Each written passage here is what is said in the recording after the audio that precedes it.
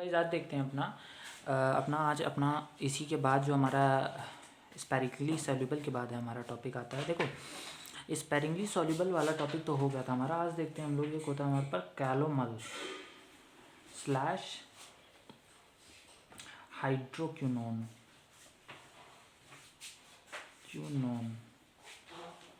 Electrodes. देखो ये दोनों ही रेफरेंस इलेक्ट्रोड्स होते हैं। मैं और थोड़ा जूम कर देता हूँ। हाँ, ये दोनों ही जो होते हैं हमारे रेफरेंस इलेक्ट्रोड्स होते हैं। रेफरेंस इलेक्ट्रोड्स का मतलब समझते हो क्या होता है?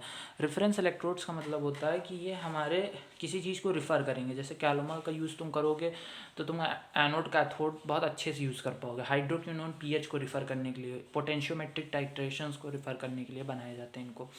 तो देखो जब तुम कैलोमल की पहले बात करते हैं, कैलोमल इलेक्ट्रोड जो होता है वो तुम्हारा होता है Hg2Cl2। ये तुम्हारा कैलोमल होता है।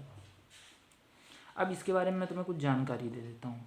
यहाँ पे Hg+1 में है लेकिन यहाँ 2 लगा है। तो अगर इसका तोड़ना तुम्हें लिखना है तो तुम इसका तोड़ना कैसे लिखोगे? 2Hg प्लस 2Cl-, और यहीं पे सारा तुम्हारा खेला गलत हो जाता है। देखो Hg+ जो होता है वो बिलोंग करता है हमारा जिंक और कैडमियम की फैमिली से, और इसमें तुम जानते हो D10S2 कॉन्फ़िगरेशन होगा, इसमें भी D10S2 कॉन्फ़िगरेशन होगा, और इसमें भी D10S2 कॉन्फ़िगरेशन होगा। लेकिन जब तुम इसका एक प्लस आयन बनाते हो तो तुम इसमें कर देते हो S1 कॉन्फ़िगरेशन, और S1 होता है वेरी अनस्टेबल, बहुत ज़्यादा अनस्टेबल होता है D10।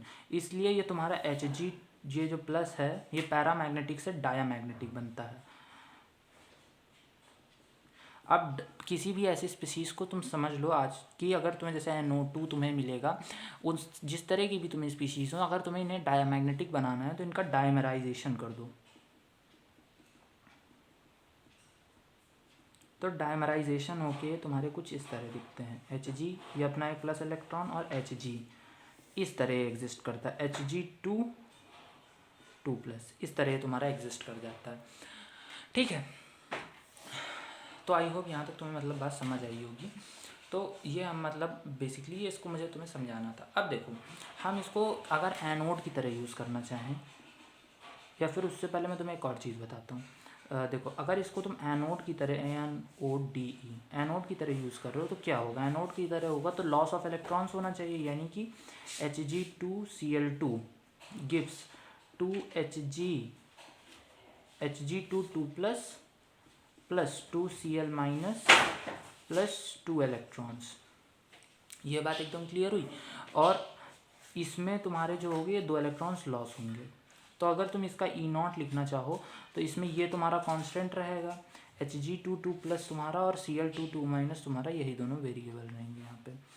और देखो जब तुम इसको देखते हो तो इसमें मतलब एक तो नीचे सॉल्यूशन भरा रहता है, ऊपर यहाँ पे HgCl2 का पेस्ट होता है, यहाँ पे पेस्ट होता है Hg। ये चीज़ मैंने तुम्हें उसमें नहीं बताई थी KSP वाले में।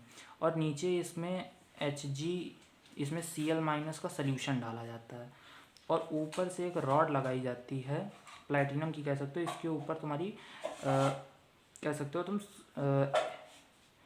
Hg की कोटिंग होती है इस रॉड पे। तो ये तुम्हारा एकदम एग्जैक्टली सेम उसी तरह होता है तुम्हारा Hg, मतलब मेटल आयन वाला जो हाफ सेल होता है उसी की तरह होता है। तो इसको उसी तरह तुम ट्रीट कर सकते हो। अब समझो कुछ बातें और, कि अगर मान लो तुम ये समझते हो, कभी कभी किसमें क्वेश्चन बोल देता है स्टैंडर्ड और बोल देता है नॉन स्टैंडर्ड।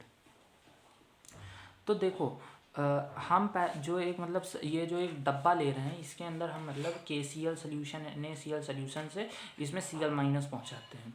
तो अगर उनका KCl और NaCl का अगर तुम्हारे पास कॉन्सेंट्रेशन जो है वो तुम्हारे पास आया है 1, तो वो स्टैंडर्ड में चले जाते हैं, और अगर 1 नहीं है तो वो नॉन स्टैंडर्ड में चले जाते हैं। समझ रहे हो?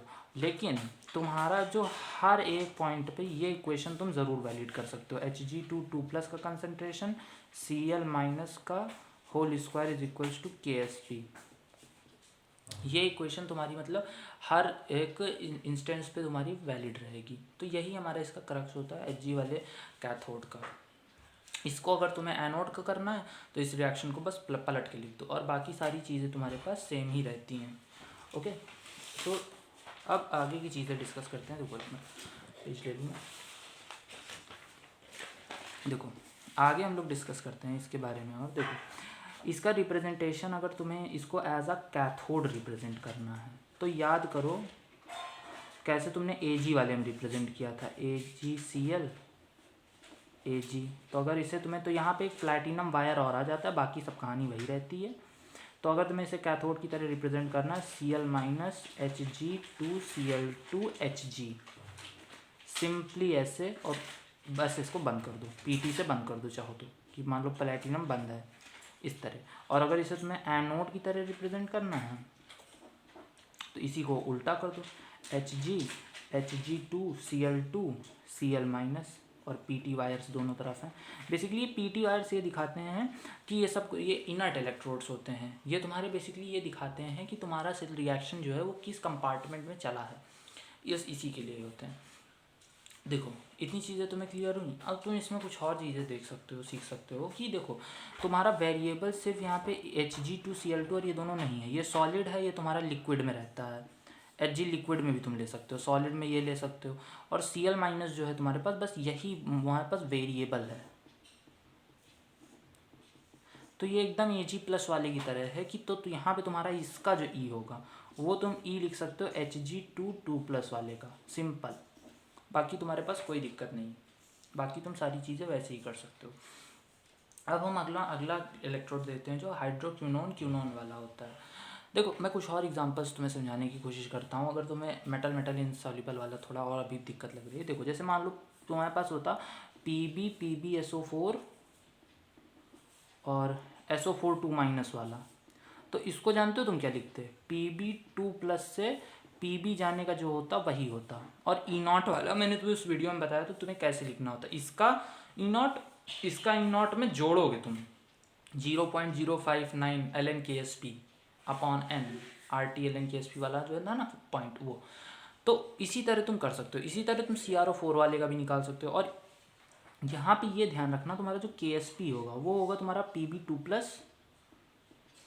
प्लस SO4 2-, और यहाँ पे तुम जो n रखोगे वो तुम 2 रखना, तो बाकी सारे आंसर्स तुम्हारे एकदम सही आएंगे। तो इसी तरह बस ये सिंपल होता है। इसी तरह तुम्हारा एक होता है हाइड्रोक्विनोन। देखो हाइड्रोक्विनोन तुम्हारा होता है वो pH फाइंडिंग में मदद करता है। pH फाइंडिंग जो होती है तुम्हारी, मतलब pH को निकालना बाय LECTRIC पोटेंशियल। हम किसी भी सोल्यूशन का पोटेंशियल निकाल के उसका pH निकाल सकते हैं। कैसे निकाल सकते हैं, हाइड्रोक्विनोन की मदद से। बेसिकली ये तुम्हारा 1 से 9 pH के बीच में वर्क करता है, वर्किंग, समझ रहे हो। तो ये तुम्हारा बेसिकली 1 से 9 pH के बीच में वर्किंग करता है। अब हाइड्रोक्विनोन जो होता है तुम्हारा वो कुछ इस तरह का दिखता है। ये तुम्हारे ऑर्गेनिक में भी कई बार मदद करेगा, OH। और बेसिकली तुम्हारा जो ये होता है ये अपने H+ लूज करके टॉटमराइज हो जाता है, टॉटोमराइज हो जाता है। अब ये जो है ये तुम्हारा, अगर तुम कहो ये एरोमेटिक है तो ये एरोमेटिक, अभी मतलब ये एरोमेटिक पूछ लेता है, ये एरोमेटिक है कि नहीं है, तो बहुत लोग इसको गलत कर देते हैं। तुम इसका ये फॉर्म बनाओ फिर देखो ये एरोमेटिक है कि नहीं है। तो ये साथ में 2 इलेक्ट्रॉन लूज करता है प्लस 2H+ लूज करता है। इसका रिप्रेजेंटेशन होता है H2Q और इसका रिप्रेजेंटेशन होता है Q। तो बेसिकली हम इस पर नर्स्ट इक्वेशन भी लगा सकते हैं। मैं H2Q से Q वाले की लिख रहा हूँ, E0 H2Q, H2O नहीं H2Q है, और ये Q से जाने का -0.059 अपॉन n जो है वो तुम्हारा 2 है, ln Q की कंसनट्रेशन अपॉन H2Q, Q की कंसनट्रेशन इंटू H+ की कंसनट्रेशन का होल स्क्वायर। समझ रहे हो बात को। और इसमें ये हरदम ध्यान रखता है जब लैब में करते हैं हम लोग एक्सपेरिमेंट कि कंसनट्रेशन ऑफ Q जो होती है वो तुम्हारी कंसनट्रेशन ऑफ H2Q जो तुम्हारा होगा हाइड्रोक्विनोन, ये हरदम बराबर रखते हैं हम लोग लैब में, ऑलवेज ये ध्यान रखना। तो सोल्यूशन क्वेश्चंस में चलता है तो जब ना मेंशन हो तो मान लेना बराबर है, तो ये इसकी कंसनट्रेशन कट जाएगी।